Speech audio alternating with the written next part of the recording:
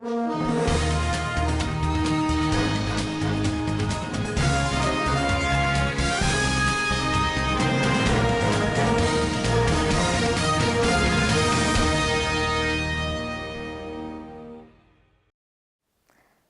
여러분 안녕하십니까? 지방자치 중점 소식을 전하고 더 나은 지방자치의 방향을 제시하는 지방자치 1번지입니다. 울산광역시는 대한민국 시도지사 협의회와 공동으로 지난 9일 시청 대강당에서 2017년 제2차 지방분권 토론회를 개최했습니다.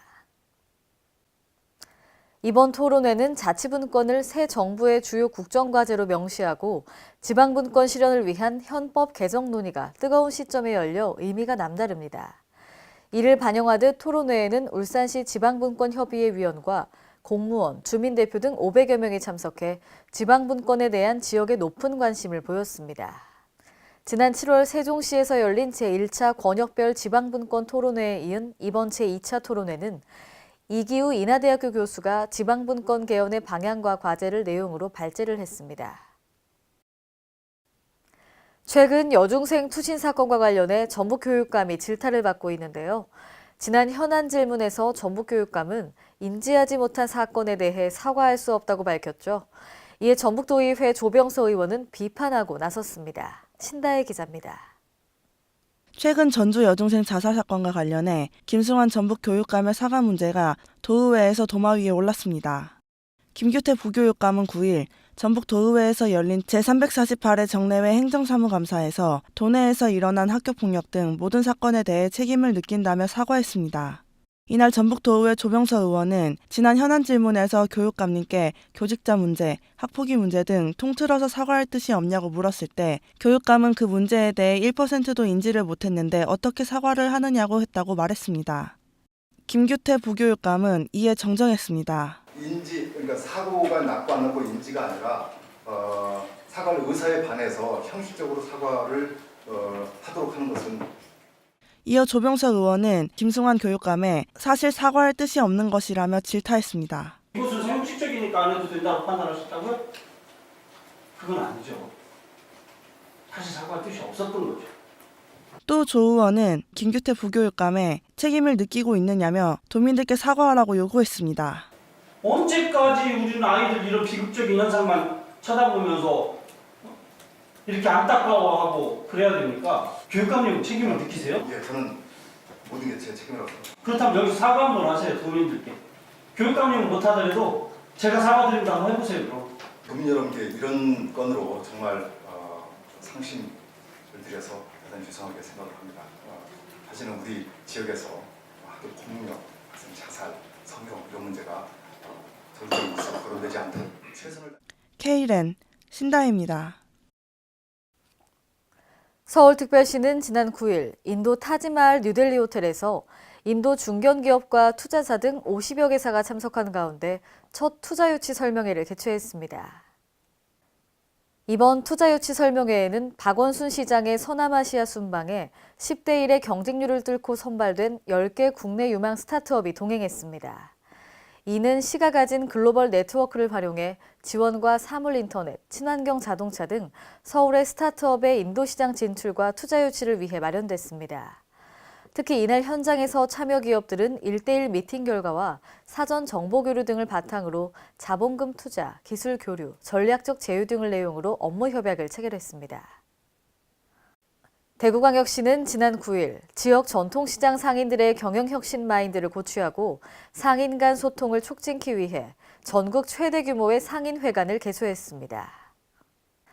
대구 상인회관은 지역 상인에게 정부와 시의 정책을 안내하고 경영혁신 마인드를 제고할 수 있는 각종 교육을 제공함은 물론 지역 전통시장의 우수성을 알리는 구심점 역할을 하게 됩니다.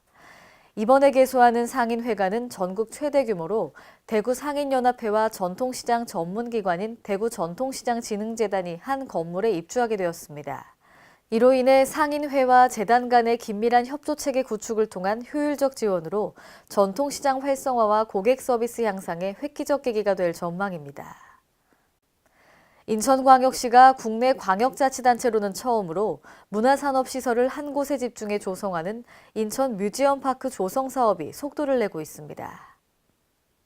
인천시는 지난 9일 인천 뮤지엄파크 조성 예정 부지인 OCI 인천공장 사무동 대회의실에서 현장 용역 설명회를 개최했습니다.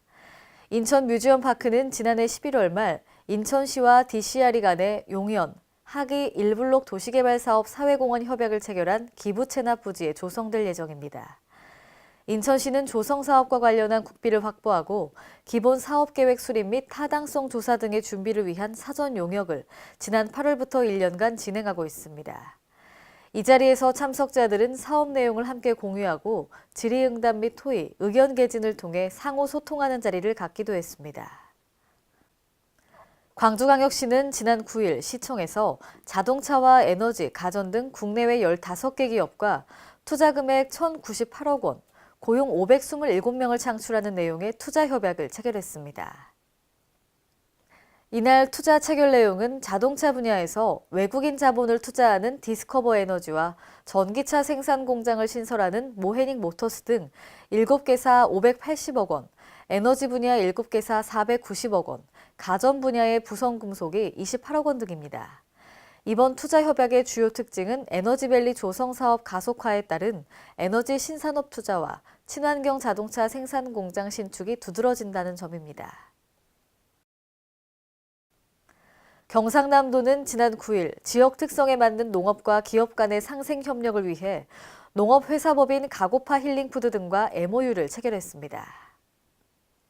가고파 힐링푸드는 2013년 설립해 7명의 직원이 연간 매출액 5억 원을 올리며 상생협력을 통해 지역에서 생산된 약초를 공급받아 소비자 기호에 맞춘 신제품을 개발하게 됩니다. 산야초는 경남 지역 약초 재배농가 단체로 도라지와 우엉 등 다양한 약초를 공급할 계획입니다.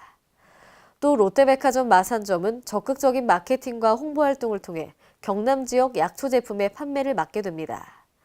경남도는 앞으로 지역 약초 생산자의 안정적인 판로 확보를 위해 지역 약초를 이용한 제품 개발과 판촉 및 홍보 활동을 지원합니다.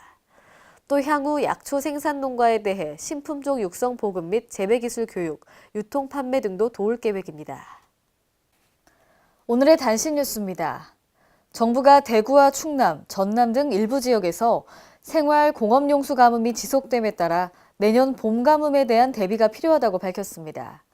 행정안전부는 지난 9일 11월 가뭄 예보 경보를 통해 내년 1월 강수량은 평년보다 적을 것으로 전망되며 남부지방 중심으로 내년도 용수 공급을 위한 용수 확보 노력이 필요하다고 말했는데요. 대구, 전남, 경북, 경남 지역 12개 시구는 심한 단계에 도달 유지되고 광주와 충남, 전남 16개 시구는 주의 단계가 지속될 것으로 전망했습니다. 정부는 물 부족이 우려되는 가뭄 주의 단계 이상인 지역을 중심으로 용수 공급에 차질이 없도록 범정부 차원의 대책을 추진하고 있습니다. 보건복지부는 저소득 의료급여 수급권자의 본인 부담을 대폭 줄이고 비급여를 급여화하는 등 의료급여 보장성 확대를 단계적으로 추진하고 있다고 밝혔는데요. 2017년 기초생활보장 실태조사에 따르면 의료급여 수급권자는 건강보험보다 본인 부담이 낮아도 미충족 의료 욕구는 3배 이상 높은 것으로 나타나 의료 접근성이 상대적으로 취약한 것으로 분석됐습니다. 이에 따라 보건복지부는 의료급여 수급권자의 본인 부담을 추가로 줄이고 치매진단 검사비 등 건강보험 보장성 강화 대책과 병행해 빈곤층이 경제적 부담으로 꼭 필요한 치료를 받지 못하는 일이 없도록 할 계획입니다. 이상으로 지방자치 1번지를 마칩니다. 시청해주신 여러분 고맙습니다.